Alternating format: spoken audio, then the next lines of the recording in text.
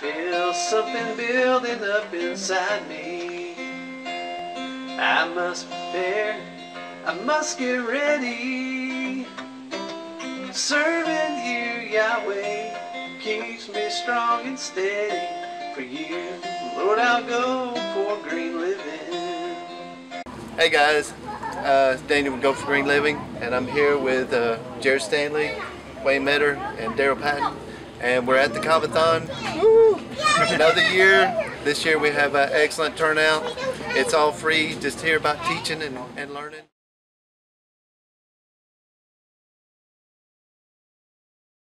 You can feel, everybody can feel the breeze through here.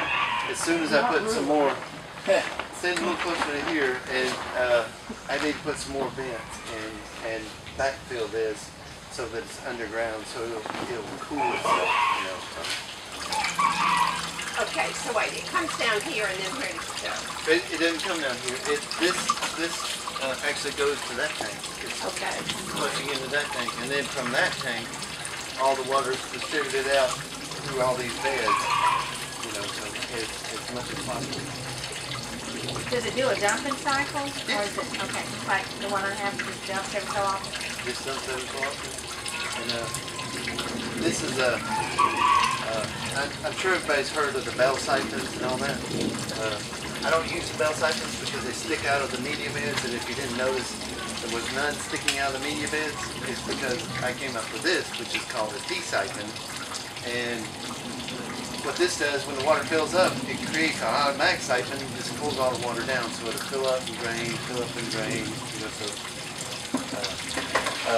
but this red celery right here is a little bitter, but if you can handle it, it'll boost your immunity system.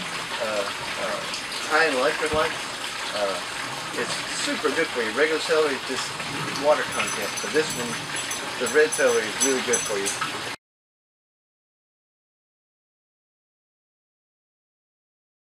And we didn't have water for a few hours, you know, but we had to plug up another refrigerator, so it drained our solar system. So, but if you're careful and you pay attention to it, you could never have a power bill again. You know about that. Yeah. So, but anybody interested in these, I could show them how to build it. You know, if I build it for you, it would cost you a little something. So, but yeah, but I don't mind showing you how to build it. You could do it, get parts as you know. I did it. I am not wealthy, and I could not afford $4,800 at one time. So I bought a few panels here, a few panels here. I actually bought all the batteries at once. They were $1,200 for all 8 of those batteries. What kind of batteries are they? They're deep cycle 6-volt batteries, golf cart.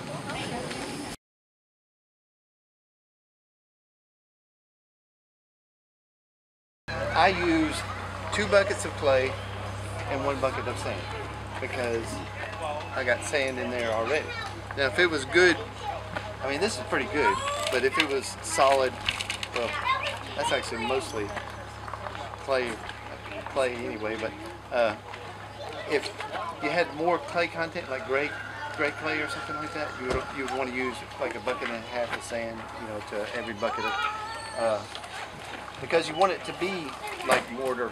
You want it to hold its shape, and the clay will bond to the sand and create strength in that. So, but I'm filling up another bucket, and I'm about to show somebody how to.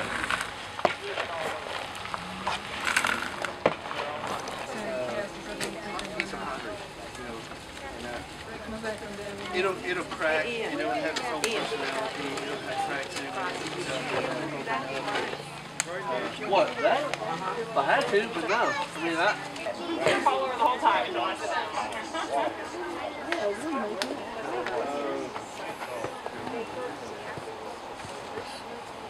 I must prepare, I must get ready. Serving you, Yahweh, keeps me strong and steady. For you, Lord, I'll go for green living. Living the way you meant for me to live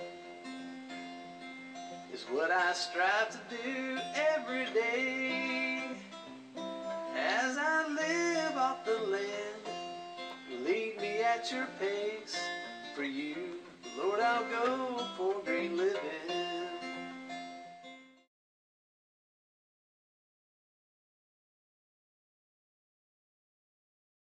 Certain methodologies or certain practices that have kind of become a bit of a fad, and they've caught on, and so people say, oh, that's permaculture, and it catches their attention. So what I want to do today is talk to you about what permaculture really is, and then let you ask me some questions, and we can throw some ideas around about some things. Here's the pattern that you're going to see when we're talking about zones. Every time you go into this zone, we're talking about zone 1, you're going to access it a lot. But every time you access it, you're going to take very little. So, for example, I was talking about that lettuce going down the pathway kind of thing. You just go down that, you pick a couple leaves for your side salad with your supper, and you walk out of it. Now, you walk in through there every single day, but you just take a little bit. As the zones increase in number, those proportions start to get closer together and switch.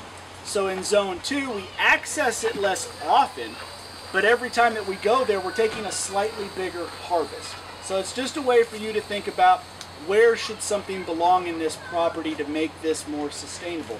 And in this case, the easy to reference energy that we're talking about is your effort. How much effort you have to physically put in to go out there and tend to the crops, tend to the gardens, tend to the animals, and all those kind of things.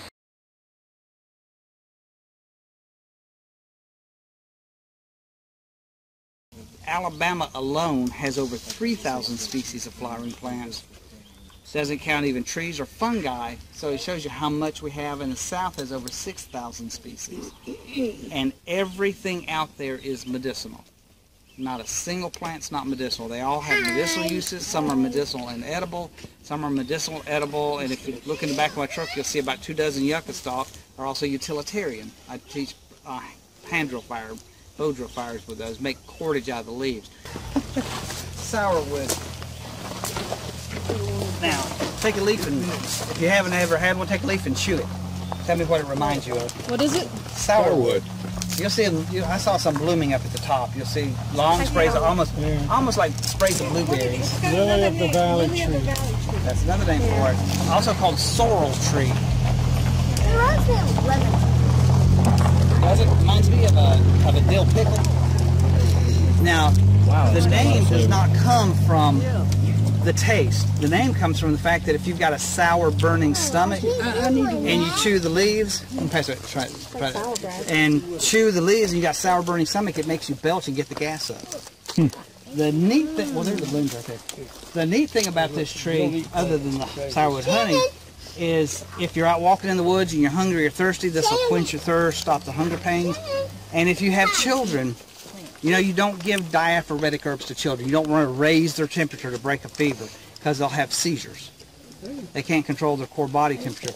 This, because of the oxalic acid, is a refrigerant. It cools the body down without raising the temperature, so you can use it on children. How do you do that? Made into teas. Use the bark or the leaves, and it mechanically cools things down without cooking things off. So is it related to willow? No, no relation But it's got whatsoever. a similar... It's got oxalic acid, not salicylic. Not salicylic, all right. You can also make jelly out of this, syrup, wine out of the leaves, if you like that sour taste to it. Living the way you meant for me to live is what I strive to do every day. As I live off the land, lead me at your pace. For you, Lord, I'll go for great living. Help me to feed all the hungry. Use me, Lord, to ease their misery. From all this worldly pain and captivity, for you, Lord, I'll go for great living. I feel something building up inside me. I must prepare, I must get ready. Serving you, strong and steady. For you, Lord, I'll go for great living. For you, Lord, I'll go for great living.